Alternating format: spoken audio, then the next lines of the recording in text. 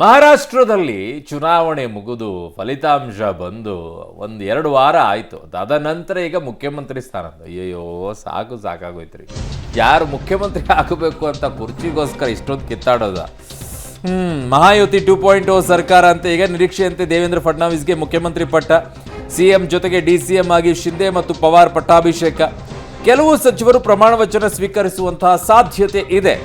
ಸಂಜೆ ಮುಂಬೈನ ಆಜಾದ್ ಮೈದಾನದಲ್ಲಿ ಪ್ರಮಾಣ ವಚನ ಕಾರ್ಯಕ್ರಮ ನಡೆಯುತ್ತೆ. ಪ್ರಮಾಣ ವಚನ ಸ್ವೀಕಾರ ಸಮಾರಂಭದಲ್ಲಿ ಪ್ರಧಾನಿ ಮೋದಿ ಅವರು ಕೂಡ ಭಾಗಿಯಾಗ್ತಾರೆ. ಜೆಪಿ ನಡ್ಡಾ, ಅಮಿತ್ ಶಾ ಸೇರಿದಂತೆ ನಾಯಕರು ಇದರಲ್ಲಿ ಭಾಗಿಯಾಗಲಿದ್ದಾರೆ.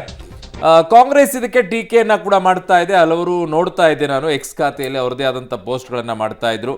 ಪಾಪ ಶಿವಸೇನೆ ಒಡೆದು ಅಲ್ಲಿಗೆ ಹೋದ ನಂತರನೂ ಪಾಪ ಅವರಿಗೆ ಮುಖ್ಯಮಂತ್ರಿ ಸ್ಥಾನ ತಗೊಳ್ಳಿಲ್ಲ, ಅವರನ್ನ ಒಂಥರ ಯೂಸ್ ಆ್ಯಂಡ್ ಥ್ರೋ ಥರ ಮಾಡ್ಕೊಂಬಿಟ್ರು ಅಂತ ಹೇಳ್ತಾ ಇದ್ರು. ಅದಕ್ಕೆ ಇನ್ನೊಂದಿಷ್ಟು ಜನ ಕೌಂಟರ್ ಕೊಡ್ತಾ ಇದ್ರಲ್ಲ, ರೀ ರಾಹುಲ್ ಗಾಂಧಿ ನೇತೃತ್ವದಲ್ಲಿ 89 ಸಲ ನೀವು ಎಲೆಕ್ಷನ್ ಸೋತಿದ್ದೀರಾ, ನೀವು ಯಾವ ಮುಖ ಇದೆ ಅಂತ ಅವ್ರು ಟೀಕೆ ಮಾಡ್ತಾ ಇದ್ರು. ಹೀಗೆ ಹಲವು ಟೀಕೆಗಳು. ಯಾಕೆ ಟೀಕೆಗೆ ಬಂತು ಅಂದರೆ, ಫಲಿತಾಂಶ ಬಂದು 2 ವಾರ ಕಳೀತಾ ಬಂತು, ಇನ್ನು ಮುಖ್ಯಮಂತ್ರಿ ಯಾರಾಗಬೇಕು ಅನ್ನೋದು ಆಗಲಿಲ್ಲ. ಜೊತೆಗೆ ಶಿವಸೇನೆ ಸಿಂಧೆಗೆ ಆಗ ಮಾತ್ರ ಯೂಸ್ ಮಾಡ್ಕೊಂಡು ಅವ್ರನ್ನ ಮುಖ್ಯಮಂತ್ರಿ ಸ್ಥಾನಕ್ಕೆ ಇಟ್ಕೊಂಡ್ರಿ, ಅವರ ನೇತೃತ್ವದಲ್ಲಿ ಚುನಾವಣೆಗೆ ಹೋದ್ರಿ. ಈಗ ಅವ್ರನ್ನ ಮುಖ್ಯಮಂತ್ರಿ ಸ್ಥಾನದ ಕೆಳಗಿಳಿಸ್ಬಿಟ್ಟು ಈಗ ಫಡ್ನವೀಸ್ ಅವ್ರನ್ನ ಕೂರಿಸ್ತಾ ಇದ್ದೀರಲ್ಲ, ಇದ್ಯಾವ ನ್ಯಾಯ ಅಂತ ಒಡೆದು ಆಳುವಂಥ ನೀತಿಗೆ ಮುಂದಾದರು. ಅದಕ್ಕೆ ಕೌಂಟರ್ ಕೂಡ ಈಗ ಕೊಡ್ತಾರೇನೋ. ಬಟ್ ಈಗ ಶಿಂದೆ ಅವರು DCM ಆಗ್ತಾರಾ? CM ಆಗಿದ್ದಂಥವ್ರು ನೋಡೋಣ ಏನಾಗುತ್ತೆ ಅಂತ ಹೇಳಿ.